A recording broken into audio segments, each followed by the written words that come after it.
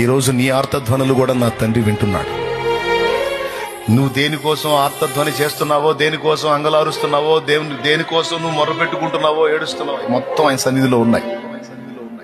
వినడు అనుకోవద్దు, పట్టించుకోడు అనుకోవద్దు, వాటిని వదిలి దాటిపోతాడు అనుకోవద్దు. అవన్నీ ఆయన దగ్గర జ్ఞాపకార్థంగా ఉన్నాయి.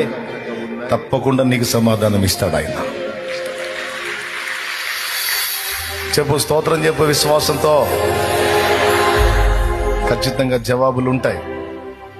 మొర్ర పెట్టి విజ్ఞాపన చేసి కన్నీరు కార్చి నువ్వు మర్చిపోతావేమో, ఆయన మర్చిపోడు. అన్ని గుర్తు పెట్టుకుంటాడు.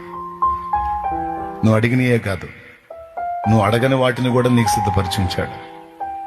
ఇంకా చెప్పాలంటే నువ్వు అడిగిన దానికంటే, ఊహించిన దానికంటే అత్యధికంగా నీకు ఇవ్వబోతున్నాడు ఆయన. నమ్మిన వాళ్ళంతా స్వతంత్రించుకుంటారు, అనుమానించిన వాళ్ళు ఏది పొందలేరు. నమ్మితే ఖచ్చితంగా చూస్తావు దేవుని కార్యాన్ని. హల్లెలూయా.